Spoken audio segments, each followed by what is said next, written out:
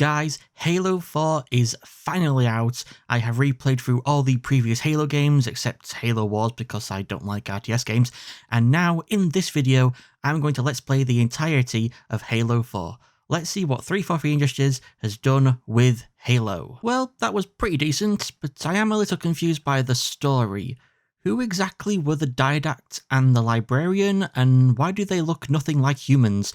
I mean, weren't Foreigners supposed to be humanity before the Halo rings wiped them all out, and they re-evolved on Earth into humans? Also, it's weird this new Covenant being led by elites is called the Covenant, when the previous Covenant was run by the Prophets, who betrayed the elites. It's like if a faction of the Nazi Party, who actually hated Hitler and his cronies, chose to create a new party after Hitler's death, called the Nazi Party. Anyway, I can't wait to see how they handle Chief losing Cortana in the next game. Folks, Halo 5 Guardians is here. I can't wait to spend the next 8 hours playing as Master Chief. I replayed Halo 4 yesterday in preparation for this full game playthrough of Halo 5, so let's go! The heck was that? I barely got to play as Chief at all. I remember who Buck is from ODST, but who the heck are the rest of these Wish.com Spartans? And who the heck was Julam Dharma? And why was he killed off so quickly? And why was Halsey missing an arm? And who are these new Spartans with Chief? Oh, and Cortana somehow returned and is now evil, and now controls the Prometheans that used to be controlled by the Didact for some reason. Great. At least the Arbiter was in this game. Always love me some Keith David. Hope he reappears in the next game fighting side by side with Chief again to take down this new galactic threat. Halo Infinite, this is the big one guys, a new engine, a new Halo ring, a new open world.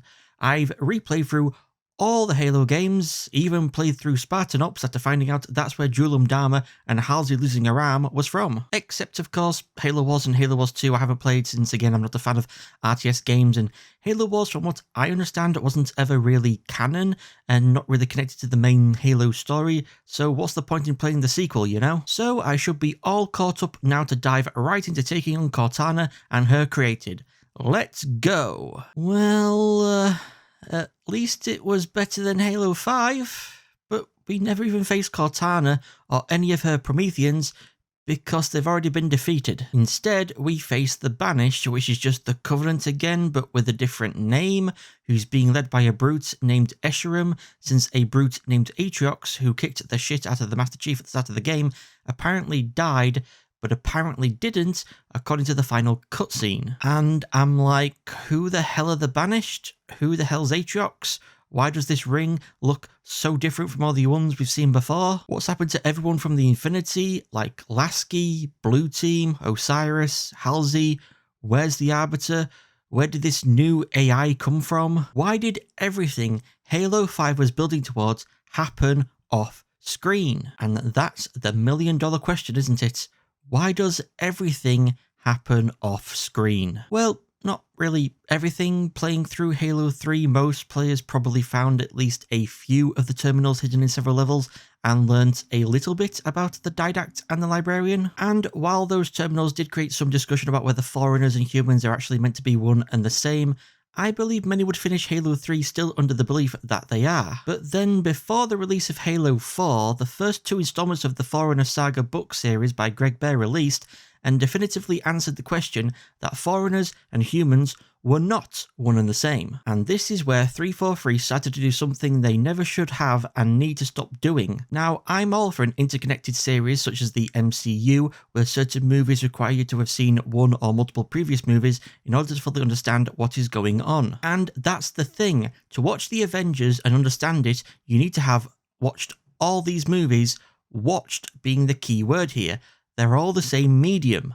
Movies. In order to understand the story of Halo 4, why the Foreigners and humans, who the Didact and the Librarian are, why the Didact is still alive after the firing of the Halos, why he hates humans, etc, etc, you need to read the Forerunner Saga. You need to switch mediums, from playing a video game to reading a book series. And the vast majority of casual players just aren't going to do that, and I believe they shouldn't have to do that. The thing 343 started to do, which they should never have done and need to stop doing, is revealing important information related to the video game story in a different medium. And yes, I know Bungie released books and comics set in the Halo universe, but the difference is they weren't required reading to understand the story, they were telling in their games. Tartarus becoming the chieftain of the Brutes is told in Contact Harvests, but it's not required knowledge to understand the character in Halo 2. And whilst the same can be said for not needing to read Shadows of Reach to understand who Escharum is in Halo Infinite, Escharum being in Infinite is not his first appearance. He first appeared in Shadows of Reach, whereas Tartarus' first appearance was in Halo 2. This just doesn't apply to different mediums, but also different video game genres. I don't enjoy playing RTS games. I played through the first Halo Wars game with a friend, and I've never finished Halo Wars 2. And yet, the Banished and Aatrox were first introduced, video game-wise, in Halo Wars 2. So if you don't like playing RTS games and skipped it, the Banished and Aatrox showing up in Infinite comes out of nowhere, when in the previous two games you were facing a combination of the Didax/Cortana's Prometheans and Jul 'Mdama's Covenant. Speaking of Jul, he first appeared in the first two novels of the Kilo 5 trilogy book series by Karen Travis, released before Halo 4, and then only appeared in Halo 4 in one terminal and the supplementary Spartanops. So if you've never read those books, found that terminal, and played Spartanops, you'd have no idea who Jul is in Halo 5. And the Didact. If you only play the games, then you probably believe Master Chief killed the Didact at the end of Halo 4. But nope.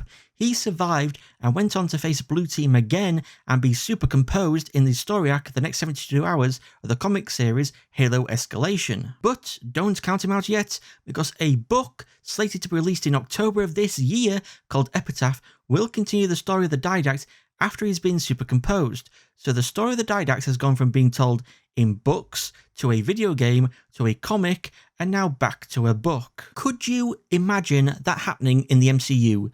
The Avengers releases as a book series, Age of Ultron releases as a video game, Infinity War releases as a comic, and Endgame releases as a book. It would be ridiculous. Halo under Bungie had required playing and optional supplemental reading. Halo under 343 has required playing and required essential reading, and casual players just aren't going to invest their time in reading a bunch of books and comics. And this is why for Halo Infinite, they dropped the game number, because Halo Infinite isn't Halo 6, it's Halo 7. The novel, Shadows of Reach, is Halo 6, because it fills in the gap between Guardians and Infinite with very important information. If you did play Halo Wars 2, the last time you saw Aatrox, he was stuck on the Ark fighting the crew of the Spirit of Fire. Shadows of Reach explains how he got from the Ark back to our galaxy, and Escharum plays a big part in that. Wondering where the heck the weapon, or as I like to call her, Nutana, came from? Well, all you gotta do is read Shadows of Reach. There is also a novel that was meant to be released in October of last year called Outcasts, written by Troy Denning, which will explain what the Arbiter and Olympia Vale were doing between Guardians and Infinite. And if you want to find out what happened to the rest of Osiris, specifically Buck, between Guardians and Infinite, then you gotta read Bad Blood by Matt Forbeck, which also includes the first appearance of the AI Leonidas, who Cortana orders to commit murder chop suey in Infinite. The absolute closest I believe you come to in terms of required reading for the Bungie era of Halo is the novel First Strike by Eric Nyland, which explains how Chief, Cortana, Johnson, and others managed to get back to Earth between Combat Evolved and Halo 2. But you're able to not read it and still fully understand the story of Halo 2, which is just not the case for 343's games. 343 really need to go back to Bungie's basics and have novels, comics, and video games of a different genre set in the Halo universe be supplemental rather than required, because it just leaves people who don't like to read, who don't buy comics, who don't like certain video game genres like RTS games out of the loop. Thank you all so much for watching. Don't forget to subscribe to be notified when I upload new videos, and show your support for the channel by liking and sharing this video. Thank you again for watching. I've been Triple S, you've all been amazing, and I shall see you all next time. Goodbye.